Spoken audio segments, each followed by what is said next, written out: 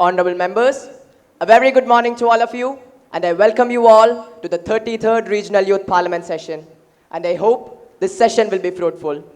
We begin today's session with the oath of affirmation of our newly elected members. Secretary General, please. Srimati Nandita Dikshit, who stands elected from the Varanasi constituency of Uttar Pradesh, will now take the oath or affirmation.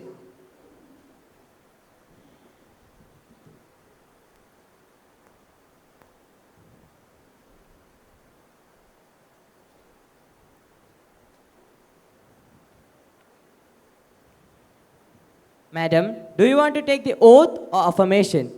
Oath, please. In which language would you like to take the oath? In Sanskrit, please.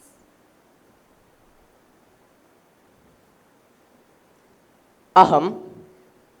Aham, Nandita Dikshit, लोकसभायाः सदस्यत्वेन निर्वाचिता निश्चयेन परमेश्वरस्य नाम्ना शपे यदहं विधिना स्थापितं भारतस्य संविधानं प्रति सत्यां श्रद्धां निष्ठां च धारयिष्ये यदहं भारतस्य सम्पूर्णं प्रभुत्वं सम्पन्नताम् अखण्डतां च रक्षयिष्यामि तथा यत्पदं गृहीतुम् अहम् उद्यतोऽस्मि तस्य कर्तव्यानि श्रद्धापूर्वकं निर्वक्ष्यामि.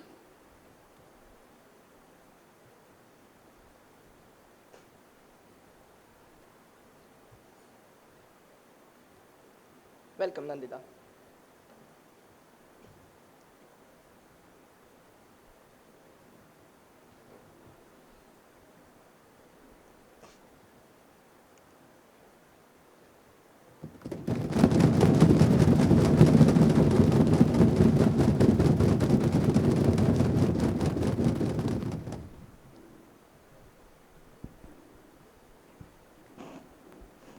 Honorable members, as we meet today, it is my sad duty to inform the House the demise of our former colleague, Shri Vikas Raj.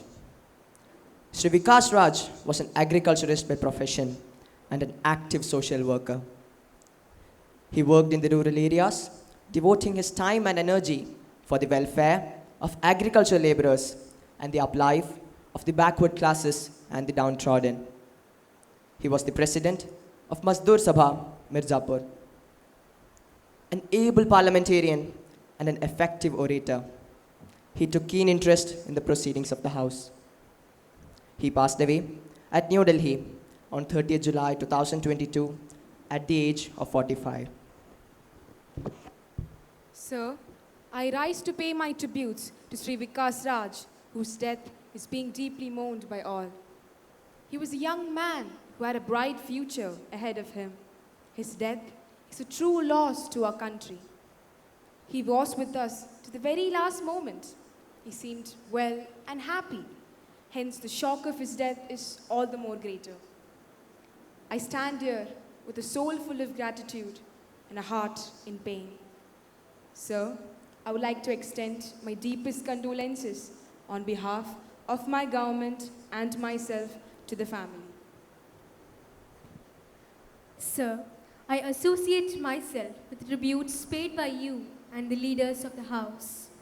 Shri Vikas Raj was a person who, because of his lovable nature, never annoyed anyone and was a person with a smiling face.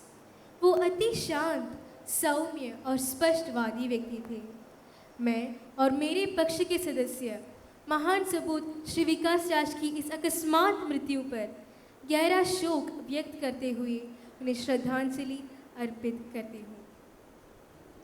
Now, the House may stand in silence for a while to express our deep sorrow.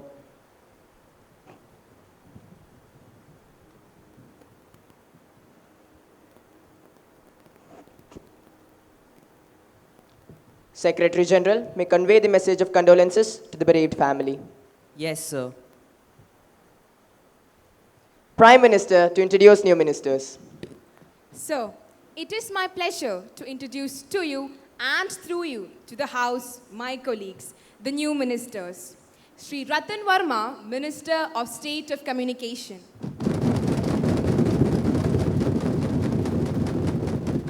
Srimati Neha Datta, Minister of Irrigation.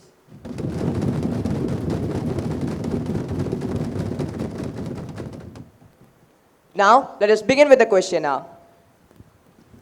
Question number 101, Ms. Amrita Thakur. Speaker Sir, question number 101. Will the Minister of Education be pleased to state, while the center's efforts in evacuating stranded Indians from Ukraine should be applauded, it is a matter of grave concern that more than 20,000 of the evacuees were students pursuing medical education in their country. What are the measures taken by the government to secure the future and life of these students? Honorable Minister for Education, please. Honorable Speaker, sir, there is no such provision in Indian Medical Council Act 1956 and National Medical Commission Act 2019 to accommodate these students. Honorable Speaker, sir, how can the government be unfair to these students in such a situation by just coding some rules? Isn't it high time to reconsider these rules? Member, please be seated. Minister, you may continue. Sir, as of now, all these students are attending online classes in various theory subjects. विदेशी चिकित्सा स्नातक licence नियम 2021 कहता है पूरा पाठ्यक्रम प्रशिक्षण और इंटर्नशिप भारत के बाहर अध्ययन के दौरान एक ही विदेशी चिकित्सा संस्थान में किया जाएगा और चिकित्सा प्रशिक्षण और इंटर्नशिप का कोई भी हिस्सा भारत में नहीं किया जाएगा. Supplementary question, Mr. Advait Reddy. आदरणीय महोदय, यदि ये छात्र इसी तरह ऑनलाइन कक्षाओं लेते रहेंगे तो हो सकता है कि वे भारत में अभ्यास करने के लिए बिल्कुल भी योग्य ना हो. प्रैक्टिकल के बिना उन्हें अपना प्रमाण पत्र नहीं मिलेगा और किसी भी परिस्थिति में वे भारत में चिकित्सा का अभ्यास नहीं कर पाएंगे.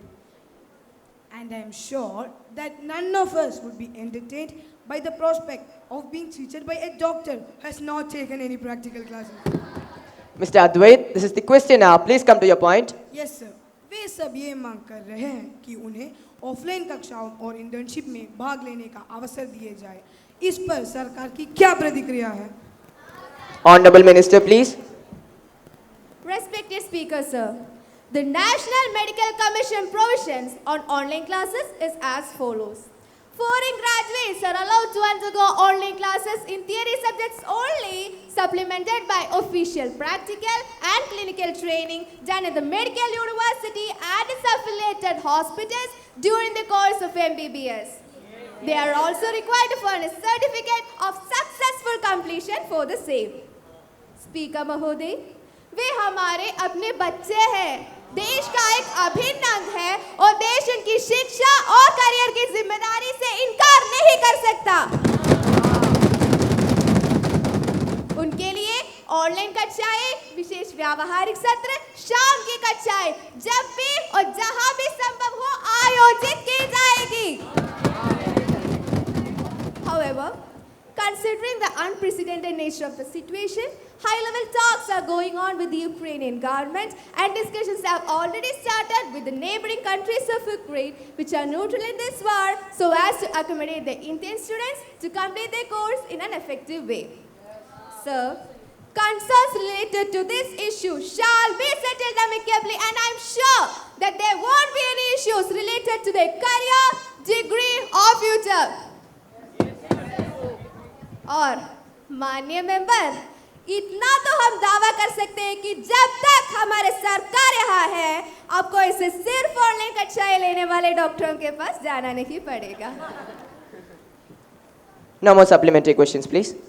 Next question, question number 102, Ms. Srinidhi Sharma. Honorable Speaker, question number 102. My question to the Minister of Petroleum and Natural Gas. The price hike in the petroleum products within a short period of time is affecting the common people. What are the steps taken by the government in this regard? Honorable Minister for Petroleum and Natural Gas, please. Honorable Speaker, sir, the price of fuel in India is directly related to the price of crude oil in the international market. 80% of our fuel is imported, which means that a global rise in the price directly translates to a similar price hike here. In 2020-21, the price of crude oil crashed in Saudi Arabia, the major producer, and they damped their production by 10 lakh barrels per day in an effort to cut their losses and bring the prices up. This resulted in a price stability back then. Now, however, the war in Ukraine has led to a disruption in the global supply chain, resulting in a global price hike and a corresponding price hike here. However, that certainly does not mean that government is not doing anything. We have cut the excise duties on petrol and diesel to rupees 8 and to rupees 6 per litre respectively as part of our efforts to minimize the burden of price hike on the common man. In fact, I think that I can allow myself to say that we have handled this situation pretty well. Of course, cooperation from the states is also needed to further bring down the prices of crude oil. Supplementary question, Ms. Nakshatra. Honorable Speaker, sir, I'd like to know whether the government has taken any steps regarding the switching of petroleum from the non-GST list to the GST list. If so, what would be its effect on the gross national income? Sir, may I please answer to this question? Yes, Honorable Minister for Finance, please. Sir, while I cannot deny the beneficial effect of bringing fuel under the GST ambit, I would like to point out that it would also result in a very significant loss of revenue of rupees 2 lakh crore from the treasury of both the center and state. A burden that would inevitably pass on to the common people. As such, now we have no plan to bring petrol and diesel under the ambit of GST, at least for the present. No more supplementary questions, please. Next question, question number 103, Ms. Catherine George. Speaker, sir, question number 103. Will the Minister of External Affairs be pleased to state whether the government has planned or taken any measures to identify the unregistered individuals in the neighboring countries? If so, what are the details? Honorable Minister for External Affairs, please. Speaker, sir, the powers to identify and deport foreign nationals staying illegally in our country have been delegated to the state government and union territory administrations.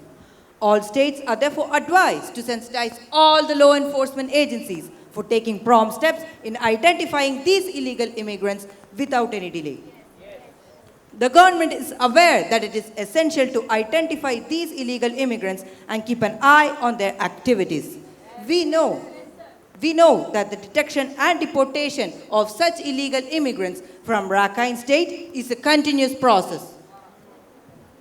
Supplementary question, Ms. Sitara.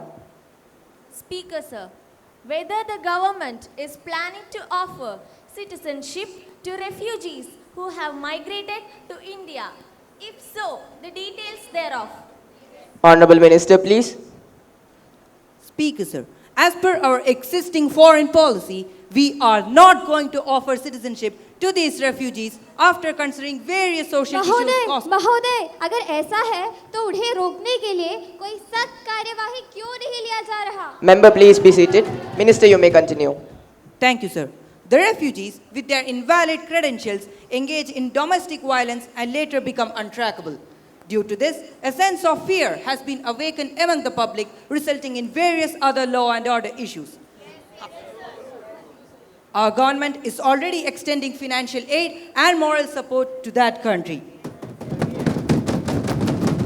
Speaker, sir, we Indians are known for our benevolence and charity. But in this case, after considering our present population density, it is impossible to accommodate these refugees.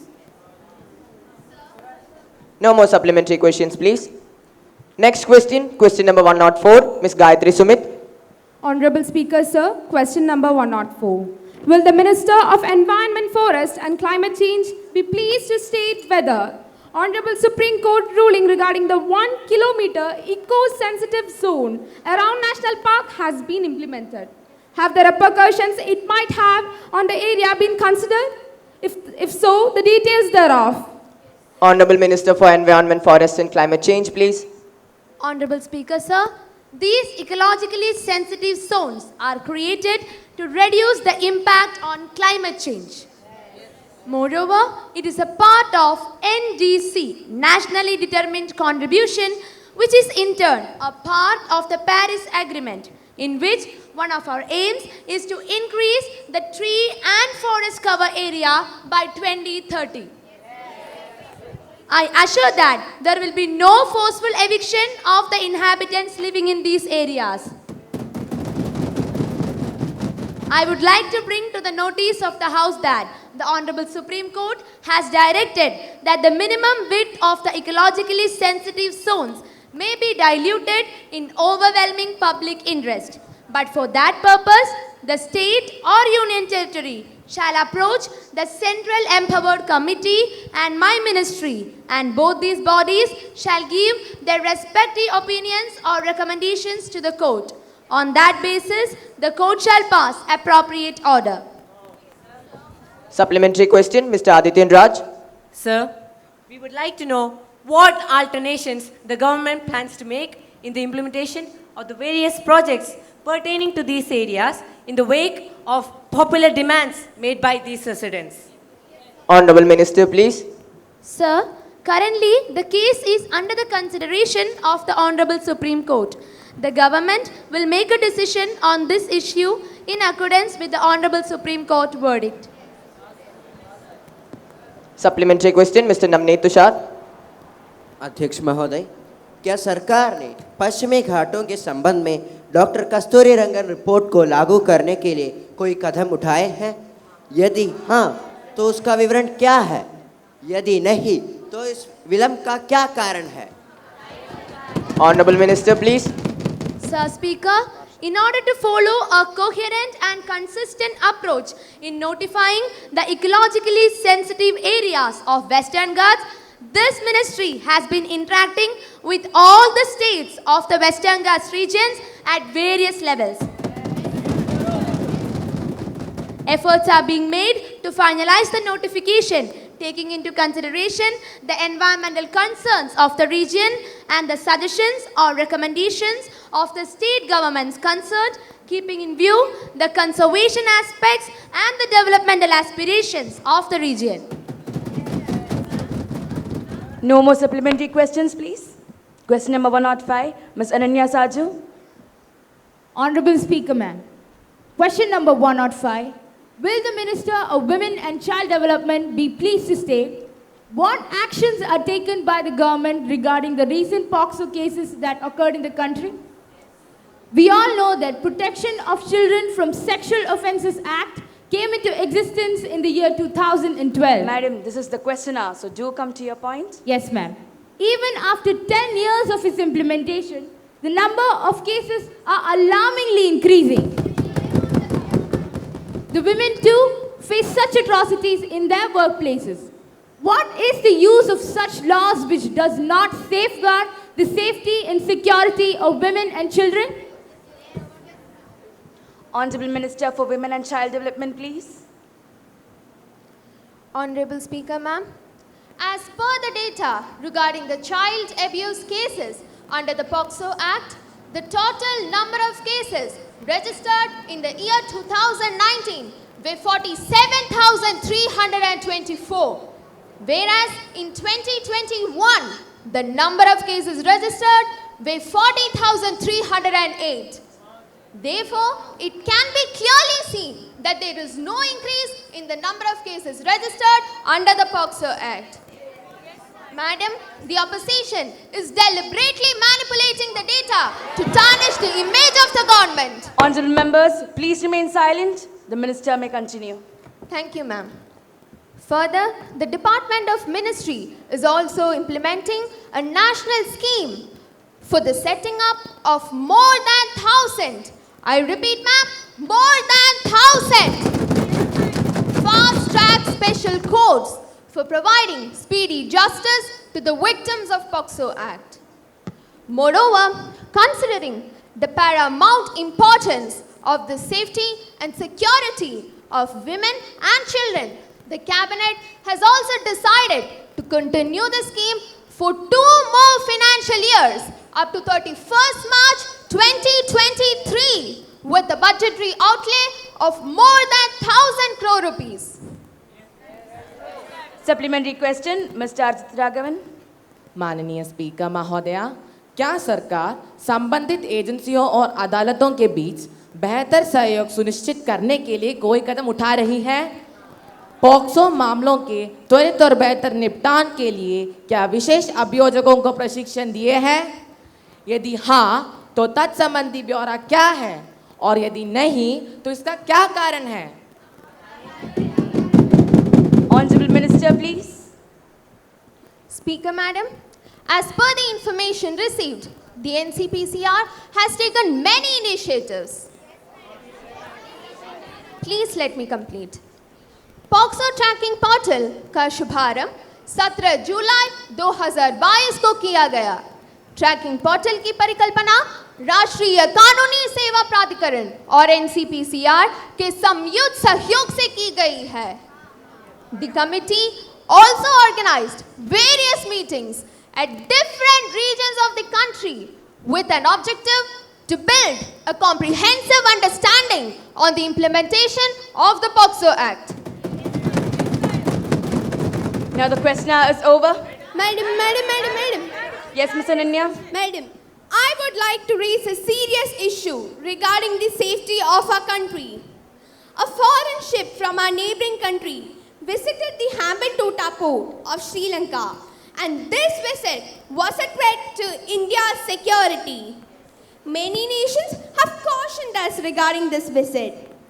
The well-equipped ship will be there in the Indian Ocean for a few more months. It's believed that the ship's aim is to collect various security data. No doubt, the visit of the ship has escalated tension in the Indian peninsula. World security experts have also looked at this matter with great concern. Ma'am, the common people of our country have panicked after seeing the news about the ship, and we feel insecure. Ma'am, I want to know what action was taken by the government to monitor the activities of the ship.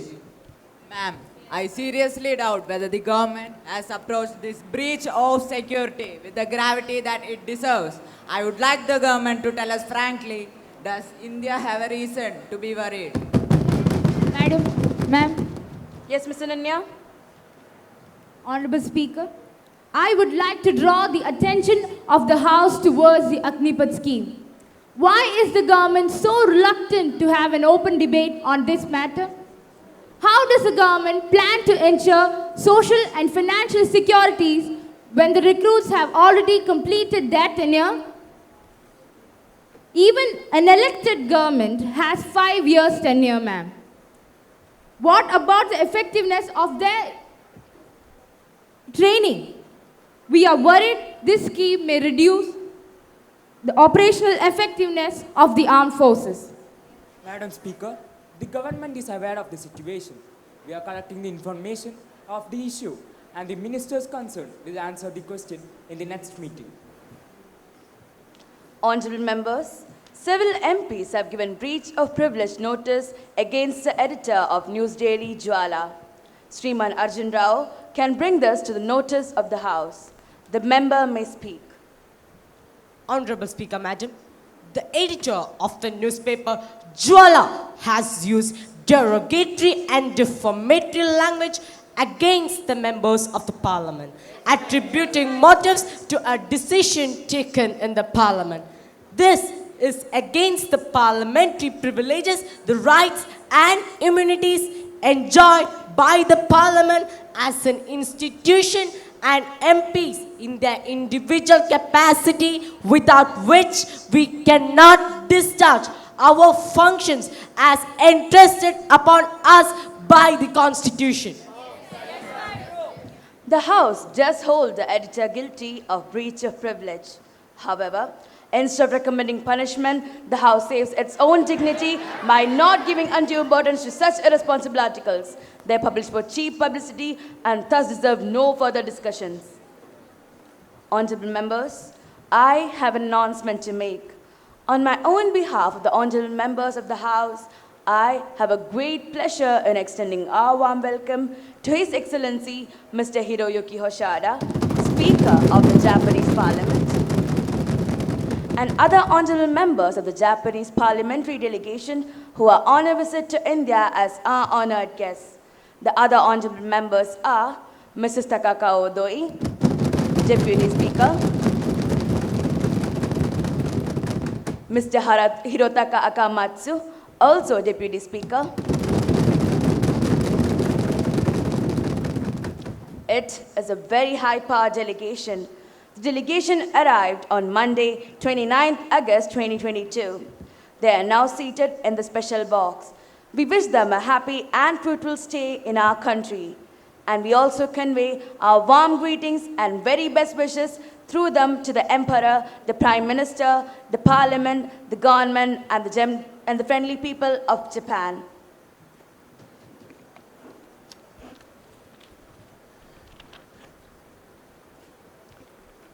Secretary General, to report the message from the upper chamber of the Youth Parliament. Sir, I have to report the following message received from the Secretary of the Upper Chamber of the Youth Parliament. Is that the bill of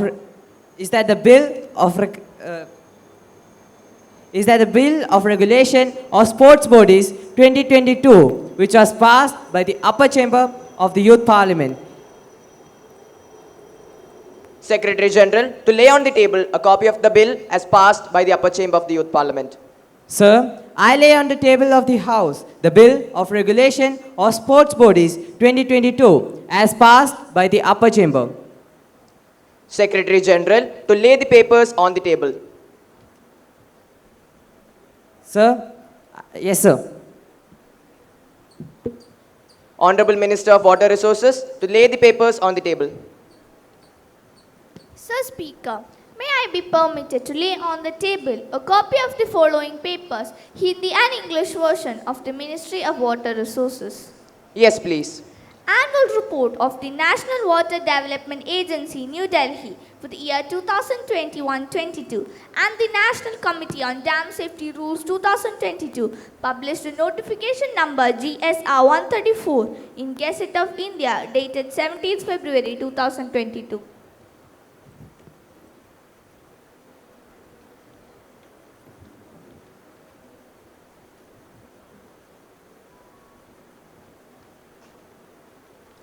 Now, let us take up the calling attention motion. I request Ms. Vishnupriya, Ms. Sanuja and Ms. Gayatri to call the attention of the Minister of Health and Family Welfare. Ms. Vishnupriya, please. Sir, I call the attention of the Minister of Health and Family Welfare to the following matter of urgent public importance and request that the Minister may make a statement thereon the situation arising out of food adulteration in the country and the steps taken by the government in this regard. Honorable Minister for Health and Family Welfare, please. Sir Speaker, the government is fully conscious of the injurious effect caused by the consumption of adulterated food by the consumers. The Food Safety and Standards Act 2006 consolidated the laws related to food and established the Food Safety and Standards Authority of India, the FSSAI, for laying down science-based standards for articles of food and to regulate their manufacture, sale and import, distribution, storage, and to ensure the availability of safe and wholesome food for human consumption. As per the Act, penalties or punishments shall be given to those who sell food not of nature or substance or quality demanded, substandard food, expired food items, food containing extraneous matter, and unsafe food for possessing adulterants. To keep food adulteration in check, regular surveillance, monitoring, and sampling of food products is being undertaken by the government. Sir, to check the quality of food items like milk, grain, dairy products, fruits, vegetables, etc., an online platform had been developed by the FSSAI by the name of DART. The Food Safety and Standards Regulation 2011 prescribes limits for pesticide residues, naturally occurring toxic substances, and metal contaminants. The government had also revised the punishment set aside for milk adulteration, which is now life imprisonment and a fine of rupees 10 lakh.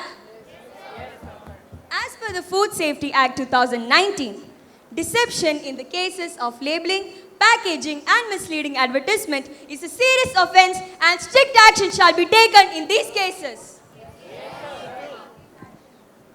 Ms. Vishnupriya, please.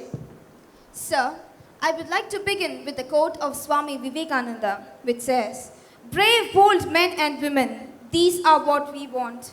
What we want is vigor in the blood, strength in the nerves, iron muscles and nerves of steel. Avoid all these, avoid all misery." Unquote. These qualities envisaged by him to construct a strong nation will be a far-fetched idea if we do not curb to menace food adulteration. If we leave food adulteration unchecked, we are bound to lose lives more than any war. The adulterated items include oil, milk and even water. It is ironic that a flourishing country like ours finds tourists carrying bottled water when they visit us. It has been stated that the milk obtained from hormone-injected cows induces risk to a variety of cancers when consumed by humans. Sir, it is equally harmful for both human and cattle alike, and it is sad to note that this trend is being seen all around the country. Another major threat in the country is resistance to antibiotics. The presence of antibiotics residues in honey, meat, poultry and egg products consumed can produce the resistance in the bacterial population in the human body, and it makes infections for treatments fairly difficult. If this continues, sir, we will not have any frontline medicine. No frontline medicine to treat basic diseases like typhoid, like malaria and other common fevers. The latest one reported in the country, a new disease called IBS, that is inflammatory bowel syndrome. Ms. Gayatri Yadav, please. Speaker, sir, another hurdle that I would like to bring to the notice of the House is the unregulated use of pesticides. Studies reveal that pesticides cause birth defects, nerve damage and various cancer, mostly among the rural folks, as they remain unaware of these hazards. A recent study conducted by researchers in Rajasthan University has shown that there are high alarming levels of organochloride pesticides in the blood and milk of lactating mothers. This is a matter of grave concern as mother's milk is a gift to us from God. I would like to cite an example of my native village, Periadika. 20 years ago, there was only one cancer patient in my village. But now, in a population of 1,000, 50 people are suffering from cancer. 50 out of 1,000. Most of them are unable to afford a proper treatment. Speaker, sir, this is the situation of my village. So you can imagine the situation of other villages that are not yet developed. This is now a national crisis with the number of cancer patients steeply increasing in our country. The highest number of cancer patients in India is detected from Kerala. I'm not exaggerating when I say that there is hardly any food that is left unadulterated. Statistics show that current laws are inadequate and the culprits are going scot-free with mega fines and small punishments. Adulteration is as good as poisoning the public and therefore strict laws should be there. Punishments given should be as severe as in attempt to murder cases and the adulterators should be booked under such provision. Ms. Sanuja Sharma. आदरणीय महोदय, चाहे दूध हो, चाय हो, फल हो या सब्जी, सब चीज में मिलावट का बोलबाला है। बड़े बुजुर्ग कह के गए हैं, आहार शुद्धो ही सत्व शुद्धो दुर्वास्मृति। अगर आहार शुद्ध है तो हमारे देश की आधी से ज़्यादा रोग संबंधी समस्याएं तो यूं ही हल हो जाएगी। पर आज तो देश का ये हाल है, यहाँ भी मिलावट, वहाँ भी मिलावट, यहाँ तक कि खाने में भी मिलावट। जाए तो कहाँ जाए, खाए तो क्या खाए। मान्यवर, हर चीज़ में मिलावट है। फलों को जल्दी पकाने के लिए कैल्शियम कार्बाइड का इस्तेमाल किया जाता है, मांस मच्छी को ताज़ा रखने के लिए फॉर्मेलिन का, और मिर्च मसालों में तो सुडैंडेड मिलाया जाता है। अरे इस मिलावट के ज़माने ने तो जहर तक को नहीं छोड़ा। आजकल चूहों को चूहे मारने वाली दवाई दावत जैसे लगने लगी है। दूध की तो बात ही करना बेकार है। 70% दूध जो मार्केट में बेचे जा रहे हैं वो हाल ही में मिलावटी साबित किए गए हैं। मुझे किसी की कही हुई बात याद आ रही है कि हमारे देश में शरीर से निकलने वाले पदार्थों की जांच करने के लिए गली गली मोहल्ले में लेबोरेटरीज हैं। यहाँ तक कि घर घर में जाके सैंपल्स लेने की सुविधा है। पर मैं यहाँ पर उपस्थित मेरे प्रिय मित्र विधायकों से सवाल करना चाहूँगी कि क्या आप अपने क्षेत्र में उपस्थित किसी 4, ज़्यादा नहीं कह रही, केवल 4 फूड लेबोरेटरीज के नाम बिना कहीं देखे या बिना इंटरनेट के माध्यम से बता पाएंगे? Members, please maintain the order of the house. आदरणीय महोदय, मैं दावे के साथ कह सकती हूँ नहीं बता पाएंगे। मैं भी नहीं बता पाऊंगी। क्यों? क्या कारण है इसका? इसका यही कारण है कि हमारे देश में फूड लेबोरेटरीज की संख्या ही इतनी कम है।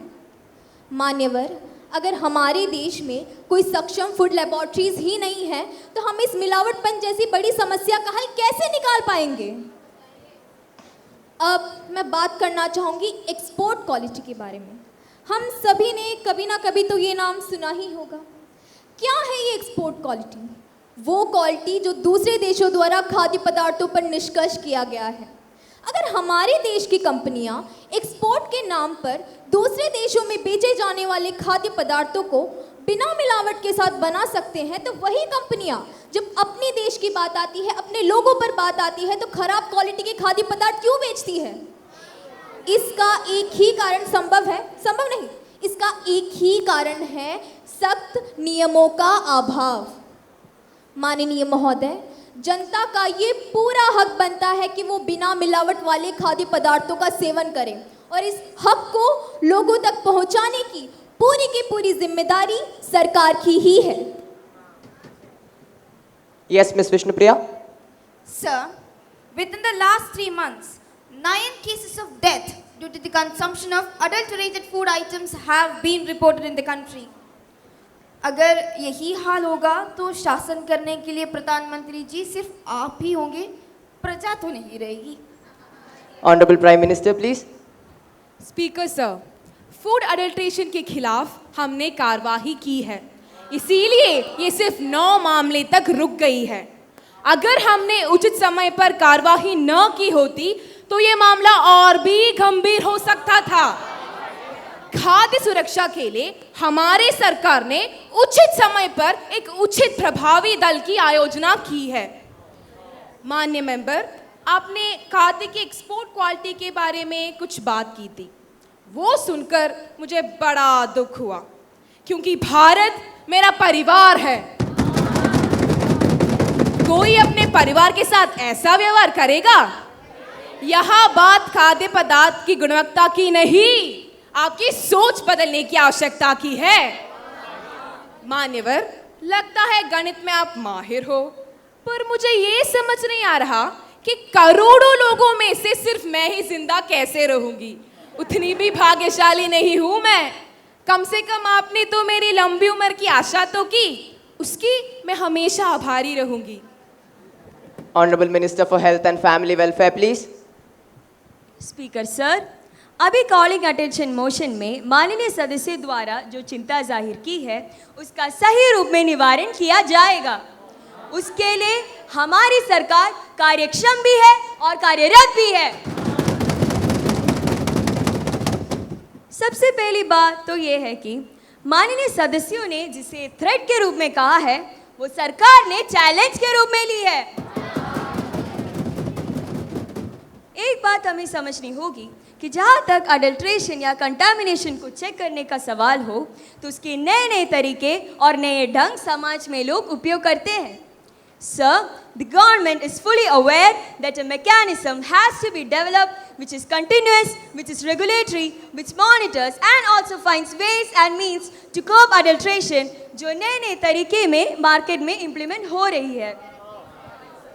मैं तीनों माननीय सदस्यों की चिंता को अपने साथ समावेश करती हूँ और सर, आपके माध्यम से इस सदन को ये विश्वास दिलाना चाहती हूँ कि हमारी सरकार इसे सीरियसली मीट आउट करेगी, क्योंकि हाल ही में हमारी सरकार ने एक टास्क फोर्स गठित की जो सिर्फ 45 दिन में अपनी रिपोर्ट हाजिर करेगी और उन सजेशंस को हम पब्लिक डोमेन में डालेंगे ताकि हमें जनता का इनपुट भी प्राप्त हो सके। जब सरकार ने इसकी तरफ दृढ़ कदम उठाया है तो कुछ समझ के ही उठाया होगा, ऐसे ही नहीं जैसे हवा में तीर चलाने की बात हो। आदरणीय महोदय, धन्यवाद। Honorable Minister for Agriculture and Farmers Welfare to introduce the bill. Speaker, sir, I beg to move for leave to introduce a bill further to introduce agriculture curriculum in National Education Policy 2022. Now the question is that leave be granted to introduce a bill further to introduce National Agriculture Curriculum in National Education Policy 2022. Those who are in favor will please say aye. Aye. Those who are against will please say no. I think the ayes have it, the ayes have it, the ayes have it. Leave is granted.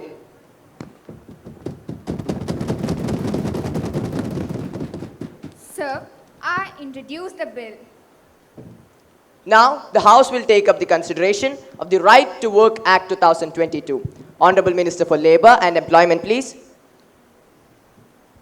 Sir, I beg to move the bill for guaranteed employment and payment for work in accordance with its quantity and quality, or the Right to Work Act 2022.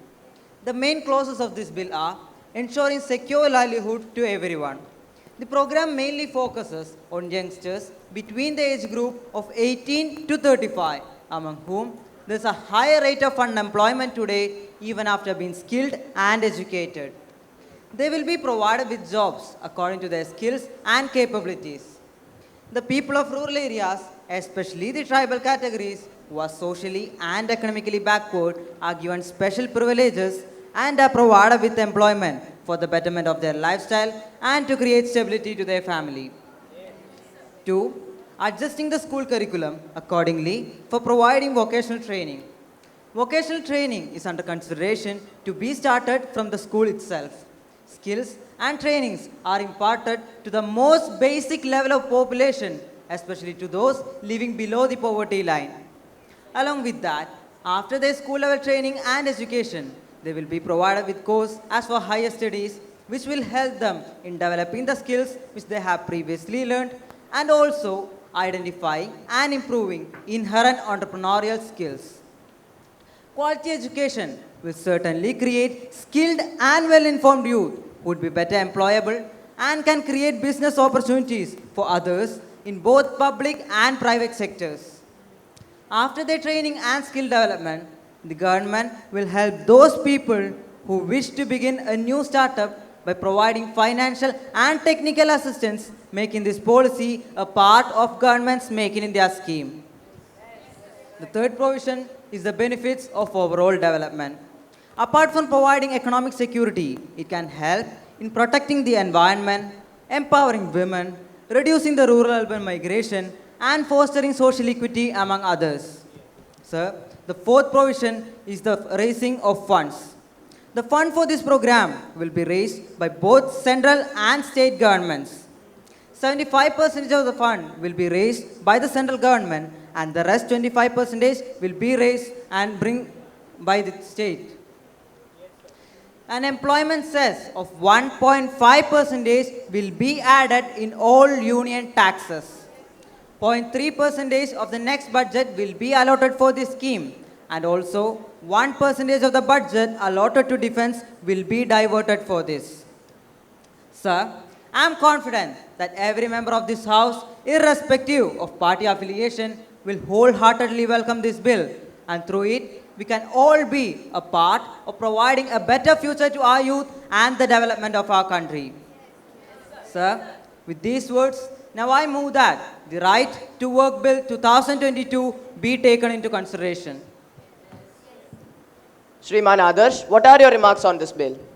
Sir Speaker, the Bill of Right to Work will contribute to the quality development of our country. Rise in employment opportunities will definitely be possible once the bill is passed. Those who have employment opportunities as befitting to their qualification and skills will have their own value in the society. Employment provides financial freedom and decision-making power. Apart from rise in employment opportunities and increase in standard of living for the citizens of India, the situation of brain drain can be immensely reduced. All of us are aware that India is losing the best of its brain to other countries due to lack of employment opportunities. Once the employment prospects look up, brain drain will get automatically reduced. The cream of India will serve for their own country in a better way, thereby contributing to the development of their motherland. Sir, let me point out that increase in employment opportunities will directly result in reduction in crime rate, creates a better living standards, thereby contributing to the development of our country. Thus, I strongly support the bill and request my fellow members to take this bill into consideration and make the right to work a fundamental right. Shriman Bhagat, what is your opinion on this bill? Sir Speaker, the introduced bill for consideration raises many queries for which the government is answerable. As we are aware, our country lacks funds for a project as big as this. Look before you leap is what I want to remind the government. We think the government is over ambitious about this project without taking into account the actual scenario. This project claims equal opportunities for all gender, class and creed, right? Imagine, you are speaking to the majority of women who are still in the shackles of social taboos and tradition. What about them? What about the transgenders? And where do they stand? Sir, we will not remain silent as our citizens are given false promises and guarantees without an actual plan. We are not against providing employment opportunities, but how will the government manage with the training and distribution of the skilled citizens and allotting them appropriate jobs according to their ability? How long will it take for the government in implementing the action plan? What assurance can the government give on job security for the youth? The scalability of this will differ from state to state depending upon the population density and other criteria. So what would be the role of state government in implementing this plan? We are not fools to fall into the deceptive promises of the government. We will raise questions and hold the government answerable. Opposition Leader, Ms. Archana Patel, please enlighten the House with your views. Speaker महोदय, मैं bill पर विचार के लिए bill के प्रस्ताव पर अपनी राय साझा करना चाहती हूँ। जैसा कि श्रम मंत्री ने सिर्फ दावा किया है कि भारत की पूरी युवाओं के लिए रोजगार के अवसर पर ध्यान केंद्रित किया गया है, लेकिन 18 से 35 वर्ष की आयु के युवाओं की संख्या बहुत ज़्यादा है और मेरी सवाल यह है कि इतनी बड़ी संख्या के लिए सरकार रोजगार कैसे सुनिश्चित कर सकते हैं? सरकार को ऐसे वादे और गारंटी देना बंद कर देना चाहिए जिन्हें वो पूरे ना कर सके। Their inability and incapability is being shown through every incomplete project they have ever introduced. It is high time that the government should realize their inefficiency being the ruling party. Sir, आज की स्थिति में ज़्यादा से ज़्यादा workforce private sector में ही तैनात है। उनको कोई जॉब सिक्योरिटी नहीं मिल रही है। आज की लेबर मार्केट में जो इनफॉर्मलाइजेशन चल रहा है वो दरअसल एक चिंताजनक मुद्दा है। Sir, this bill, if introduced, could deny the freedom of choice of employment and could also restrict the proper usage of the skills of the person. इन सबको ध्यान में रखते हुए ये बिल पास नहीं होना चाहिए। मैं ये दावा करती हूँ कि ये बिल विफल होने वाली एक और परियोजना है। Honorable Prime Minister, please.